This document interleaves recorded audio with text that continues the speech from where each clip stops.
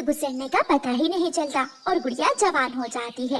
एक दिन गोरी कव्वी एक रिश्ता लेकर रानू चिड़िया के पास आती है। रानू, लड़का चिड़ा अपना काम करता है, दुकान है उसकी, पढ़ा लिखा नहीं भी तो क्या हुआ, अपना कमाता तो है। गोरी बहन, मेरी बेटी पढ़ी लिखी समझदार है, वो थोड़े में भी गुजारा कर लेगी, लेकिन ये देखना वो परिवार मेरी बेटी का ख्याल भी रखे। रानो, तुम चिंता ना करो, एक साहसी तो है, ना कोई देवर ना कोई जेठ, कोई दूसरा नहीं है घर में। और तो और गुड़िया का ससुर भी नहीं है, वो भी अभी पिछले महीने ही मर गया था। गौरी, मुझे सोचने का मौका दो, मैं गुड़िया से सलाह कर लूं। मीना, मम्मा को ना जाने क्या हुआ है, अभी से मेरे लिए रिश्ते ढूंढ रही है। गुड़िया, सभी की माँ ऐसा करती है, मेरी मम्मा ने भी मेरी बात चला रखी है। ठीक है, अब मैं जाती हूँ, मेरी मैथ की असाइनमेंट संभाल कर रखना। हाँ हाँ, तुम चिंता ना करो, मेरा भी थोड़ा ही काम रह गया है, हम दोनों एक साथ ही मैथ की असाइनमेंट जमा करवा देंगी। गुड़िया घर चली जाती है। गुड़िया बेटी, मैंने एक बात करनी थी तुमसे। मम्मा बताइए, क्या बात है? आज गोरी कव्वी आई थी, एक रिश्ता है, परिवार भी छोटा सा है और लड़का चिड़ा अपना काम करता है। गुड़िया आहिस्ता आवाज में पूछती है, वो क्या काम करता है मम्मा? दुकान है अपनी। दुकान? क्या पढ़ा लिखा नहीं है वो? नहीं बेटी, सब कुछ कहाँ मिलता है, अगर कोई पढ़ा लिखा होता है तो आवारा निकलता है। मेरी नजर में ये रिश्ता तुम्हारे लिए ठीक है। मम्मा, मैंने तो अभी तक शादी के बारे में सोचा भी नहीं है।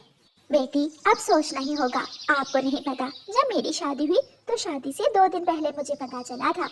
मम्मा, वो जमाना और था, अब वक्त बदल गया है, अगर तुम्हें कोई एतराज है तो मैं गोरी को मना कर दूंगी। गुड़िया अपने घोंसले में लेट जाती है और सारी रात सोचती रहती है। सुबह हो जाती है। 2 किलो साबुन, 2 किलो चीनी और 1 किलो घी दे दो। गोरी आंटी, आप उधार ले लेकर खाए जा रही हो और मेरी शादी अभी तक नहीं करवाई। एक ऐसी चिड़िया से बात चल रही है मेरी, देखोगे तो हैरान हो जाओगे, सबसे सुंदर चिड़िया है वो जंगल की। अच्छा, अब मुझे जल्दी से सामान दो, मुझे घर जाना है। ऐसे गोरी दुकान से उधार सामान लेती रहती है। मम्मा, क्या आप मुझसे नाराज हैं? नहीं तो मैं क्यों नाराज होंगी तुमसे? मम्मा, मुझे कोई एतराज तो नहीं है, लेकिन अगर चिड़ा लड़का पढ़ा लिखा होता तो मुझे ज्यादा अच्छा लगता। बेटी, वो अपना काम करता है, दुकान अपनी है उसकी, वो नौकर थोड़ी है। तो ठीक है, मुझे कोई एतराज नहीं है, जैसे आपकी मर्जी, मैं खुश हूँ। मम्मा चिड़िया अपनी बेटी को गले से लगा लेती है और खुश हो जाती है। अच्छा, अब जल्दी से मीना को साथ लेकर नदी से पानी ले आओ, मैं गोरी से बात करके आती हूँ और आते हुए अपनी बेटी के लिए समोसा भी लेकर आऊंगी। मम्मा चिड़िया घर से चली जाती है। मीना, अब तो बात पक्की है, मम्मा ने मेरे लिए रिश्ता पक्का कर दिया है। किसका? कौन कौन है वो लड़का? करता क्या है? क्या पढ़ा लिखा भी है? मीना एक ही सांस में कई सवाल करती है। मुझे कुछ नहीं मालूम, मम्मा जानती है, कोई दुकान है उसकी। गुड़िया, क्या तुम दुकान वाले से शादी करोगी? क्या फायदा इतनी पढ़ाई करने का, समय जाया करने का? ऐसे पक्षी से शादी तो फिर भी हो जाती, अगर तुम एक दिन भी स्कूल ना गई होती। मीना, मुझे टॉर्चर मत करो, मैं पहले ही बहुत परेशान हूँ, मैं जा रही हूँ। रुको रुको गुड़िया, बात तो सुनो। गुड़िया वहाँ से चली जाती है। अगर गुड़िया मान गई है तो 2-4 दिनों में ही शादी कर देते हैं, आजकल के बच्चों का क्या पता, आज मानी है कल फिर से मुकर जाए। मेरी बेटी ऐसी नहीं है, मोटी बुलबुल भी ऐसे ही कहती थी, मेरी बेटी ऐसी नहीं है, देखा नहीं, पसंद की शादी करवा ली है। रानू चिड़िया की ऐसी कहानियाँ सुनने के लिए YouTube सर्च बार में रानू चिड़िया की कहानी लिखें या फिर ये बटन दबाकर बोलकर कहें रानू चिड़िया की कहानी। मम्मा चिड़िया ने थोड़ी बहुत तैयारी तो पहले ही कर रखी थी, कपड़े और कुछ सामान बना रखा था। गुड़िया बेटी, मैं कुछ जरूरी चीजें लेकर आती हूँ, आप घर का ध्यान रखना। मम्मा चिड़िया बाजार चली जाती है और गुड़िया अपनी किताबें उठा उठा कर एक बड़े डिब्बे में रखने लगती है। अब ये किताबें मेरे किस काम की? याद आया, मैं मीना को बताती हूँ कि मैथ की असाइनमेंट ना बनाए, मेरे वाली ही जमा करवा दे। गुड़िया भागी भागी मीना के घर जाती है। मुझे पता है तुम जरूर मैथ की असाइनमेंट वापस लेने आई होगी। नहीं, अब मुझे उसकी जरूरत नहीं है, मैं तो बताने आई थी कि मेरी मैथ की असाइनमेंट तुम जमा करवा देना, कल मेरी शादी है। क्या ये तुम क्या कह रही हो? हाँ, मम्मा ने सब कुछ जल्दी जल्दी में कर दिया है। अच्छा, अब मुझे जाना है, घर में कोई नहीं है। गुड़िया जैसे जल्दी में आई थी वैसे ही जल्दी में वापस चली जाती है। 2 दिन गुजर जाते हैं और फिर वो पक्षी गोरी आंटी के साथ दुल्हा बनकर आता है और गुड़िया को बिहाकर अपने साथ ले जाता है। मम्मा चिड़िया अपने घर के बाहर बैठी अपनी बेटी को जाता हुआ देख रही थी। मम्मा मम्मा, मैं कभी शादी नहीं करूंगी, मैं हमेशा आपके साथ रहूंगी। मम्मा चिड़िया ख्यालों में खोई हुई थी। कब बड़ी हो गई पता ही नहीं चला मेरी बेटी का। अच्छा अब खुश रहे अपने घर में, मेरी जिम्मेदारी तो पूरी हुई। गुड़िया की सास गुड़िया का बहुत शानदार इस्तकबाल करती है। फूलों से घर को सजाया हुआ था, घर के अंदर लाइट्स लगी हुई थी। गुड़िया को ये सब बहुत अच्छा लगता है। बेटी, मैं आपको बहू नहीं बेटी बनाकर लाई हूँ और आप भी हमेशा मेरी बेटी बनकर रहना। आपकी आवाज में मुझे माँ का प्यार लगा। मैं भी हमेशा आपको खुश रखूंगी। गुड़िया का पति था तो दुकानदार, लेकिन वो मेहनत से काम करता था। अब हो गई ना तेरी शादी, पिछले खाते पर लकीर फेर दे अब। गोरी आंटी शुक्रिया मेरी इतनी अच्छी चिड़िया से शादी करने के लिए। पिछला उधार आपका माफ किया। गुड़िया का पति जिसका नाम रोज था, वो हर रोज घर जाते हुए गुड़िया की पसंद की चीजें लेकर जाता था। कल से मैं भी आपके साथ दुकान पर जाया करूंगी और काम में आपकी मदद किया करूंगी। मुझे बहुत अच्छा लगेगा और ऐसे हमें काम को बढ़ाने में मदद भी मिलेगी। कुछ महीनों बाद गुड़िया एक सुंदर सा अंडा देती है। माँ आप अंडे का ख्याल रखना, मैं आज माँ से मिलकर आती हूँ और माँ को उनके आने वाले नवासे का भी बता दूंगी। बेटी, जाते हुए अपनी दुकान से मिठाई भी लेते जाना। माँ हमारे घर में एक बहुत ही सुंदर सा अंडा आया है। मम्मा चिड़िया गुड़िया को गले से लगा लेती है। ये तो बहुत खुशी की बात है, मैं भी आऊंगी किसी दिन अपने अंडे नवासे को देखने। माँ बेटी काफी देर तक बैठी बातें करती रहती हैं। माँ अब मैं जाती हूँ। बेटी अभी कुछ देर तो रुको। नहीं माँ ये काम है, अंडे को देखना है, घोंसले में सूखा घास रखना है और बहुत कुछ। आज गुड़िया को देखकर मम्मा चिड़िया को ऐसा महसूस हो रहा था जैसे वो एक बार फिर से अपनी जिंदगी दुहरा रही हो। वही काम वही बातें। माँ शुक्रिया, आपने मेरी शादी अच्छे पक्ष से की है। वो पढ़ा लिखा नहीं है तो क्या हुआ, वो मेरा बहुत ख्याल रखता है। और गुड़िया अपने घर चली जाती है। इसीलिए तो कहते हैं कि माँ बाप हमारे लिए जो करते हैं अच्छा ही करते हैं। दूर किसी जंगल में एक कबूतर और कबूतरी अपने छोटे से बेटे के साथ रहते थे। उनका घर बहुत सुंदर था। आज कबूतरी का पति किसी काम से विदेश जा रहा था। मेरे बाद मेरे किकी का ध्यान रखना और खराब मौसम में घर से बाहर मत जाना। मैं जल्दी लौट कर आ जाऊंगा। मैं आपका इंतजार करूंगी। फिर कबूतर अपने घर से विदेश के लिए निकल जाता है। उन दिनों जंगल में हवाएं चल रही थी जो इस बात का संकेत दे रही थी कि मौसम बदलने वाला है। कबूतरी के पड़ोस में कौवों का एक जोड़ा रहता था जो बहुत शैतान था। कालू चाचा कबूतर तो विदेश चला गया है, क्यों ना हम किसी तरह मोटी कबूतरी को यहाँ से भगा दें और उसके घर पर कब्जा कर लें। मेरे पास एक उपाय है जिससे सांप भी मर जाएगा और लाठी भी नहीं टूटेगी। मेरा सुंदर पति, मुझे पहले ही पता था मेरा पति कालू कौवा कोई ना कोई उपाय जरूर निकालेगा। अब जल्दी से मुझे बताओ क्या उपाय सोचा है तुमने। गोरी, तुम मेरे साथ चलो, मैं सारी बात तुम्हें रास्ते में बताऊंगा। फिर कालू कौवा अपनी पत्नी को साथ लेकर लूसी कबूतरी के घर की तरफ जाता है। बहुत बुरा हुआ लूसी, बहुत बुरा हुआ। हमारा चाचा कबूतर। गोरी क्या हुआ मेरे पति को, सब ठीक तो है। कुछ भी ठीक नहीं है लूसी। मेरे मामा जी भी विदेश वाले जंगल में रहते हैं जहाँ तुम्हारा पति गया हुआ है। उसने मुझे आज ही फोन करके बताया है कि तुम्हारा पति मर गया है। ये सुनकर लूसी कबूतरी रोने लग जाती है। नहीं, ऐसा नहीं हो सकता। मेरे पति मुझे छोड़कर नहीं जा सकते। मैंने क्यों जाने दिया अपने पति को विदेश। लूसी, तुम्हारे पति का संदेश है कि तुम ये घर छोड़कर अपने मैके चली जाओ और दोबारा फिर कभी इस घर में ना आओ। अगर मेरे पति की आखिरी इच्छा यही है तो मैं आज ही इस घर से चली जाती हूँ।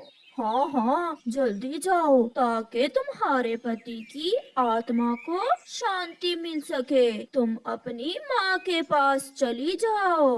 फिर लूसी कबूतरी अपना कुछ सामान लेती है और अपना घर छोड़कर अपनी माँ के पास चली जाती है। वाह पति जी, वाह, तुमने तो ऐसा नाटक किया, मुझे तो सच में रोना आ रहा था। बेचारी मोटी कबूतरी को कैसे हमने उल्लू बना दिया। अब हम मजे से बरसात के दिन इसी घर में गुजारेंगे। लूसी अपने छोटे से बेटे को लेकर अपनी माँ वाले जंगल में पहुँच जाती है। वो अपनी माँ के घर के दरवाजे पर दस्तक देती है। बताइए कबूतरी, किससे मिलना है? ये घर तो मेरी माँ का है। आप यहाँ क्या कर रही हैं चील दी? कबूतरी बहन, तुम्हारी माँ तो पिछले महीने ही मर गई थी और अब इस घर में मैं ही रहती हूँ। ये घर टूटा हुआ था, मैंने इसकी मरम्मत की है। बरसात के दिन मैं इसी घर में गुजारूंगी। माँ, तुम भी मुझे छोड़कर चली गई, मेरा पति भी मुझे छोड़ गया, अब मैं कहाँ जाऊंगी? कबूतरी, अगर तुम चाहो तो इस घर में मेरे साथ रह सकती हो। हाँ, बदले में तुम्हें मेरे काम करने होंगे। लूसी चील की बात मान लेती है और फिर उसी घर में चली जाती है। उधर कौवा और कव्वी कबूतरी के घर में ऐश कर रहे थे। देखो देखो गौरी, मैं चाचा कबूतर की पगड़ी पहनकर कैसा लग रहा हूँ? बहुत सुंदर है। और मैं लूसी की ऐनक लगाकर कैसी लग रही हूँ? तुम तो बड़ी अमीर कवि लग रही हो। फिर वो दोनों हंसने लग जाते हैं।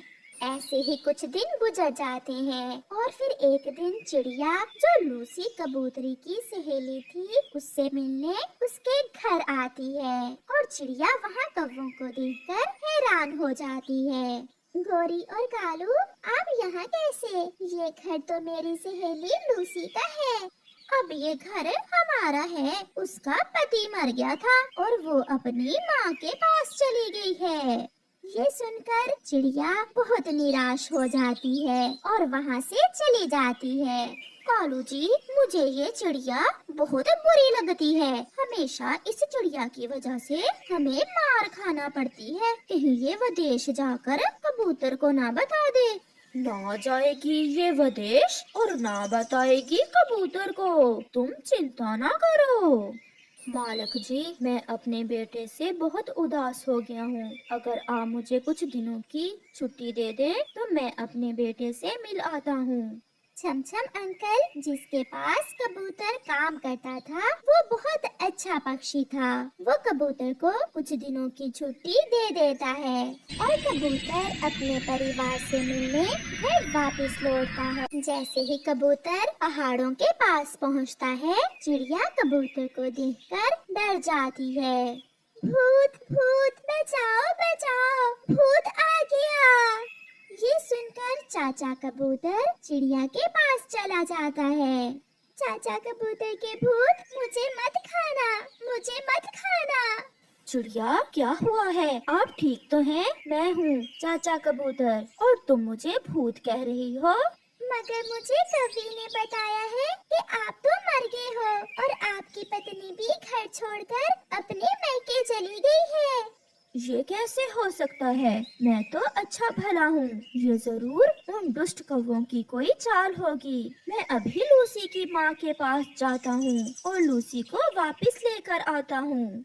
ये कहते हुए चाचा कबूतर अपनी पत्नी के मैके वाले जंगल जाता है। लूसी अपने बेटे को पास बिठाए बैठी चील के बर्तन धो रही थी। लूसी, तुम ये क्या कर रही हो? आप जिंदा हैं? तुम्हें किसने कहा कि मैं मर गया हूँ? मुझे कुछ भी नहीं हुआ, मैं अच्छा भला हूँ। फिर लूसी अपने पति को सारी बात बताती है। उन्होंने मुझे ये भी कहा कि आपकी आखिरी इच्छा थी कि मैं वो घर छोड़कर यहाँ आ जाऊँ। आप चले मेरे साथ, मैं अभी उन दुष्ट कौवों को सीधा करता हूँ। फिर कबूतर अपने बेटे को अपने ऊपर बिठा लेता है और वो अपनी पत्नी को साथ लेकर वापस अपने घर जाता है। अभी वो रास्ते में ही थे कि तेज बारिश शुरू हो जाती है। बारिश में कबूतर का गुस्सा और भी बढ़ गया था। शाम होने से पहले पहले वो वापस अपने घर पहुंच जाते हैं। लूसी, किसी बहाने से इन कौवों को घर से बाहर निकालो। मैं अभी इन्हें बाहर निकालती हूँ। फिर लूसी गोरी को आवाज देती है। गोरी, गोरी बहन घर से बाहर आए। कालू, उठो उठो। कालू, ये तो लूसी की आवाज है। ये ऐसी बारिश में यहाँ क्या करने आई है? लूसी फिर से आवाज देती है। गोरी बहन, आपके चाचा कबूतर मेरे सपने में आए थे और उन्होंने मुझसे कहा कि मैं आपके लिए मिठाई लेकर जाऊं। जल्दी से मिठाई ले लो और मैं वापस जाती हूँ। मिठाई का सुनकर कौवा और कौवी तुरंत घर से बाहर आ जाते हैं। मिठाई, कहाँ है मिठाई? पीछे से चाचा कबूतर लाठी निकालकर उनकी पिटाई शुरू करता है। मैं अभी तुम्हें रसगुल्ले खिलाता हूँ। फिर कबूतर कौवों की अच्छी पिटाई करता है और वो दोनों वहाँ से भागकर अपनी जान बचाते हैं। कबूतर और कबूतरी आराम से अपने घर में चले जाते हैं और कौवे तेज बारिश में एक पेड़ की डाल पर बैठे हुए थे। कालू, हमारे भाग्य में नहीं है कि हम भी बारिश के मजे लें। हाँ गोरी, अब तो ऐसी तेज बारिश में ही भीगना होगा। ऐसे कौवों को